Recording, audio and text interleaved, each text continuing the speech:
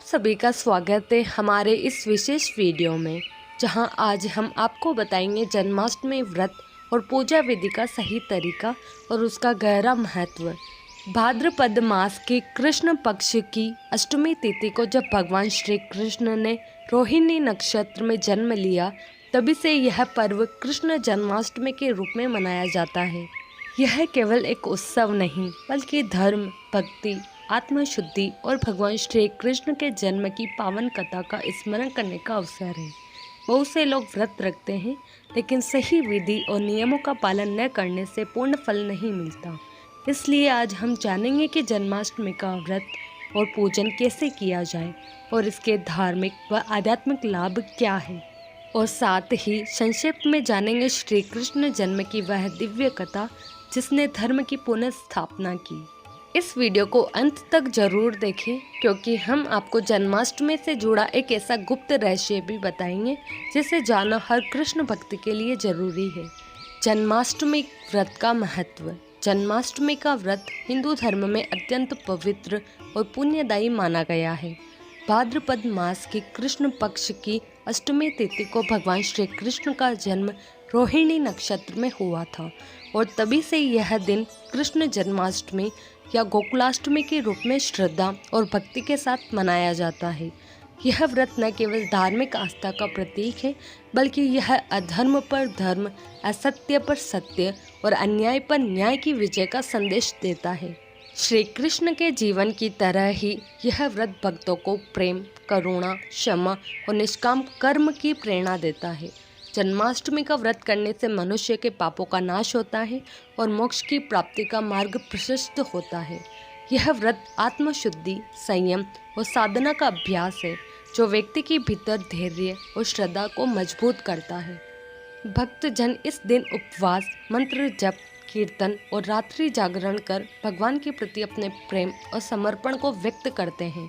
जन्माष्टमी का व्रत केवल एक धार्मिक कर्तव्य नहीं, बल्कि आत्मा के परमात्मा से जुड़ने का एक आध्यात्मिक मार्ग है, जो जीवन में शांति, संतुलन और सच्चे सुख की अनुभूति कराता है। जन्माष्टमी व्रत कथा। प्राचीन कथा के अनुसार द्वापर युग में मथुरा नगरी के राजा कंस की बहन देवकी का विवाह यदुवंशी राजा वसुदेव से हुआ।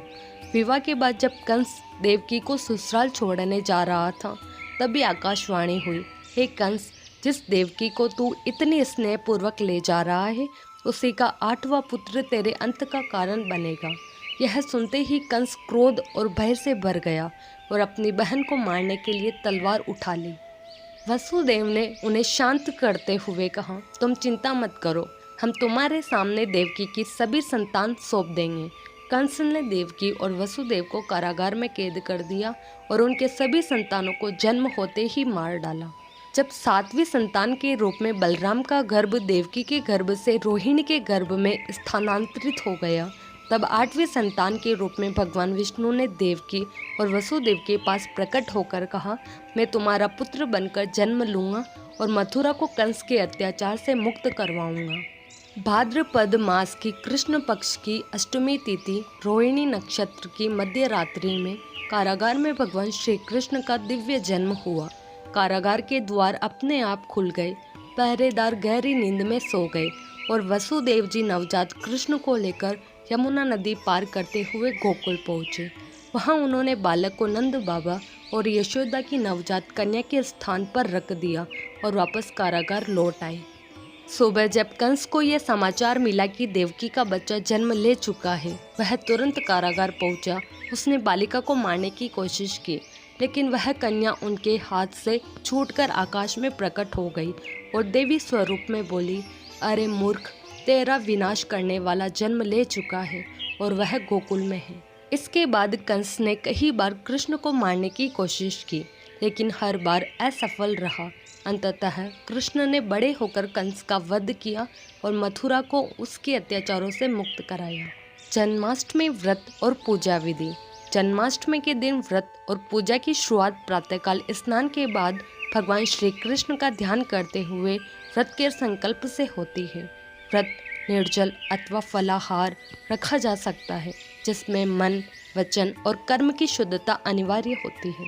व्रत का मूल उद्देश्य केवल उपवास करना नहीं, बल्कि आत्म संयम, साधना और भक्ति की पूर्णता है। पूजा आरंभ करने से पहले घर तथा पूजा स्थान को शुद्ध एवं स्वच्छ करना आवश्यक है। पूजा स्थल को रंगोली और पवित्र जल से सजाया जाता है, जहां भगवान श्री कृष्ण की बाल स्वरूप की मूर्ति या चित्र स्थापित किया जाता है। श्री कृष्ण के झूले की व्यवस्था भी इस पूजन का एक प्रमुख भाग है। इसके पश्चात कलश स्थापना की जाती है, जिसमें मिट्टी या तांबे के कलश में जल भरकर आम्र पल्लव और नारियल रखकर उसे पूजा स्थान पर स्थापित किया जाता है। कलश के समीप दीपक प्रज्वलित कर वातावरण को पवित्र बनाया जाता है। भगवान श्री कृष्ण की पूजा द्वादशोपचार विधि से की जाती है, जिसमें क्रमशः आसन, पाद, अर्घ्य, आचमन, स्नान, वस्त्र अर्पण, गंध, पुष्प, धूप, दीप और नैवेद्य अर्पित किया जाता है। पंचामृत स्नान में दूध, दही, घी, शहद और शक्कर से भगवान का अभिषेक कर उन्हें शुद्ध वस्त्र पहनाकर अलंकृत किया जाता है। पूजन के बाद श्री कृष्ण को झूला झुलाया जाता है और हरे कृष्ण महामंत्र का जप करते हुए भजन कीर्तन का आयोजन होता है। रात के 12 बजे भगवान श्री कृष्ण का जन्मोत्सव मनाया जाता है, क्योंकि यह समय उनका वास्तविक जन्मकाल माना जाता है। इस शुभ क्षण पर शंख, मंजीरा, मृदंग और घंटियों की ध्वनि के साथ नंद के घर आनंद भयो जैसे जयकारों से वातावरण गुंजायमान होता है। इसके उपरांत भगवान श्री कृष्ण का पंचामृत से पुनः अभिषेक कर उन्हें नवीन वस्त्र पहनाकर श्रृंगारित किया जाता है। भोजन का समापन आरती और प्रसाद वितरण के साथ होता है, जिसमें भक्तों को माखन, मिश्री, धनिया, पंजीरी और फल आदि प्रसाद स्वरूप वितरित किया जाता है। इस संपूर्ण विधि का उद्देश्य भक्त के अंतःकरण को शुद्ध कर श्री कृष्ण की भक्ति में पूर्णतः लीन होना है।